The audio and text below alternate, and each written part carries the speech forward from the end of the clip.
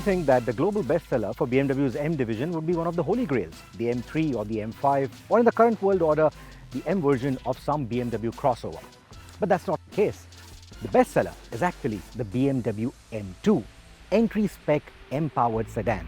And the reason for that is its excellent price-to-performance ratio. However, its small size didn't really work that well in India. But it could now change because what we have here is an all-new BMW M2.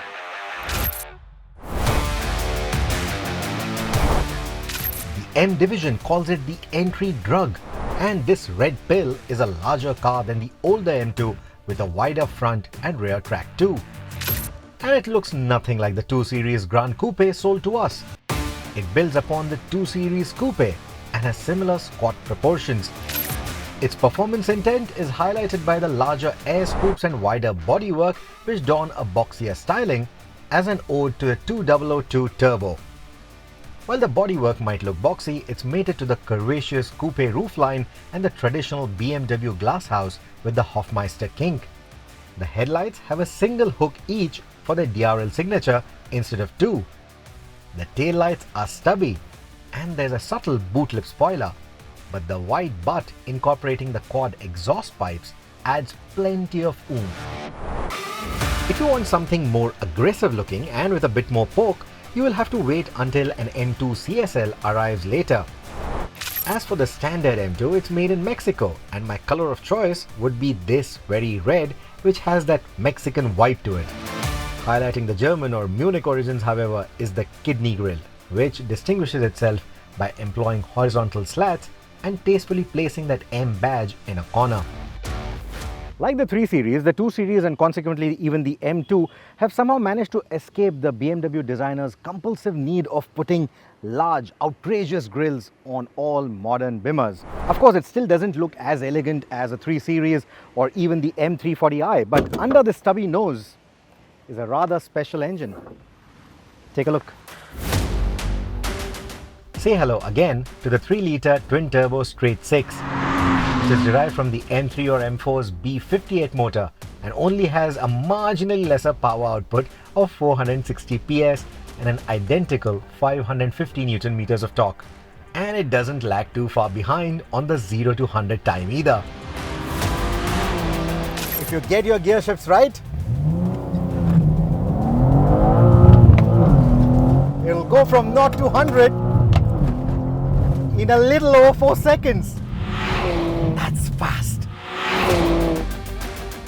The power comes nice and strong throughout the rev range. It's a composed puppy at city speeds and a hooligan beyond 3000 RPM. There is something evocative about 6-cylinders, isn't there? Especially when that engine has M garnish on it.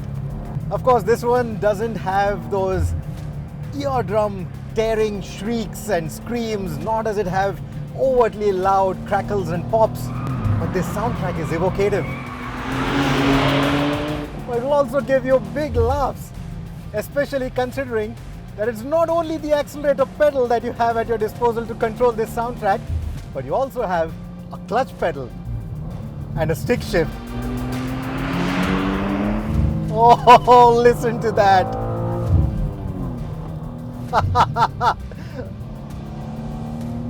This thing is a riot. You heard that right. There's still a manual on offer on the new M2. The clutch isn't for the weak-hearted though, but comes with an auto blipper, and should you accidentally stall the car while driving in the city, quickly depressing the clutch pedal will bring the engine back to life. And once you get a hang of the manual on a 450 horsepower machine, oh, it's pure bliss. The automatic will be the popular choice, of course. It's certainly more convenient and claims quicker acceleration times too, but the charm of a manual, it's hard to say no to. Heard of the hashtag Save the Manual? Well, the engineers at BMW take it seriously too. And in fact, they've had to put up a fight with the management boffins to convince them to let this manual, this 6-speed manual, soldier on. Because you see, the manual M2 only contributes to about 10% of the M2's global sales. And And I'm also glad that some enthusiast at BMW India decided to sign off on the manual option even for our market.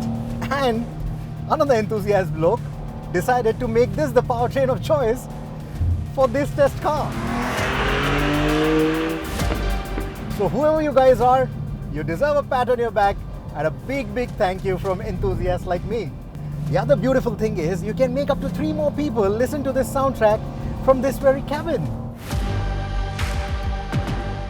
Of course, the rear seat is ideally suited for kids or teenagers, and though there are ISOFIX child seat mounts, good luck trying to fit a child seat in there. The infotainment, like most new BMWs, features a driver-centric curved display incorporating 2 large screens and the new Idrive 8 operating system. Honestly, I'm not a big fan of this Idrive 8 interface. It's just not like what the Idrive used to be. You could literally just keep your eyes on the road, use a jog dial, control most of it. You can't really do that with this new tile layout and the plethora of menus that you have to go through. So, not a big fan of that interface. Even the AC controls, they are not the traditional controls anymore. They are all a part of the screen, which again means you have to take your eyes off the road. So that's not really a safe way to do it. What I do like, however, is the attention to detail. Like the fonts, for example. They are the same font that you see on the M2 badge on the grille. How cool is that? What I also do like is the level of customizability that it gives you once you get used to all those menus. The level of fine-tuning that you can do for the engine, gear shift, chassis, steering, even the brakes. You can switch between Sport Plus, different kind of modes. You can fine-tune all of those settings. That's quite cool. That's exactly what you want from an M car. This M car can go touring too. The 390-litre boot is decent and the front seats are comfortable even for long distances. And the rear seats, not too bad. 100-kilometer drives shouldn't be a problem. The ride quality certainly has a firm edge over the 3 Series, but is exceptionally good for an M car, almost comparable to the M340i. And while we didn't scrape the underbody even once, you need to be careful over poor roads, especially with those lightweight M wheels. One thing I would have liked on this car, however, is a raise function. There are a few butt-clenching moments that you'll have with this car. The ride quality is actually quite good. Even the ground clearance is pretty decent, but there are those stall speed breakers. Sometimes you have to drive off the road to get to a fuel station, and you have to do that often with this car. But it's times like those where you want that lift function to be available, because it does scrape its underbody, not often, but on some of those extreme speed breakers and undulations. The M2's brakes need getting used to. Even in the comfort setting, they are quite sharp. I preferred leaving them in that setting for all of my drive. Ditto for the steering wheel too, because in the sport mode, it felt artificially heavy and lacked the connection offered by the comfort mode. And in that sense, the comfort mode made it feel more like a typical BMW. So along with a wider track, the new M2 also rolls on a longer wheelbase. And then you have staggered wheel sizes as well, 19 front, 20 rear. So all of it adds up to make it a more polished cornering tool compared to the outgoing M2.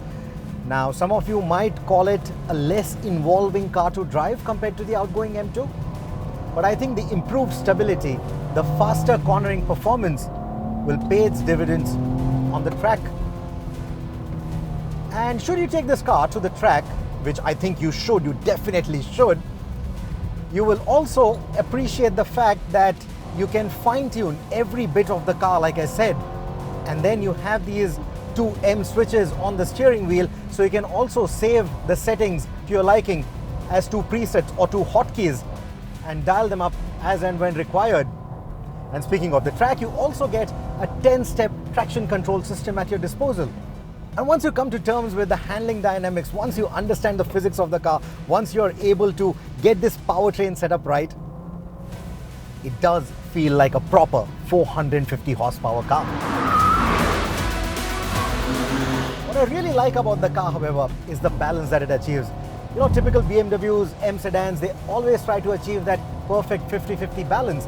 And here, even with that short wheelbase, Of course, it's longer than the previous M2, but shorter in comparison to the M3, M4, M5, etc. The way they've achieved this balance, you just don't feel that there is a heavy straight six sitting in the front.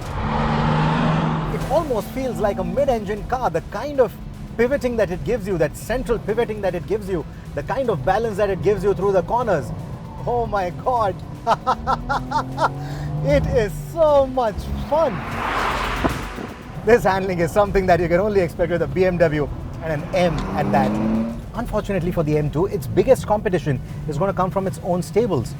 People who are looking at a heady mix of practicality and performance are going to find the M340i to be a viable alternative to the M2. And similarly, people who are looking for a sportier form or some kind of theatrics, some kind of exclusivity, are also going to look at the Z4. But honestly speaking, compared to both these cars, they are very nice cars in their own regard. But compared to both these cars, I think the M2 is just at a different level. It may sit in a similar price band, but in terms of the performance, in terms of the handling that it offers, it just sits at a different level. It is a true blue M car.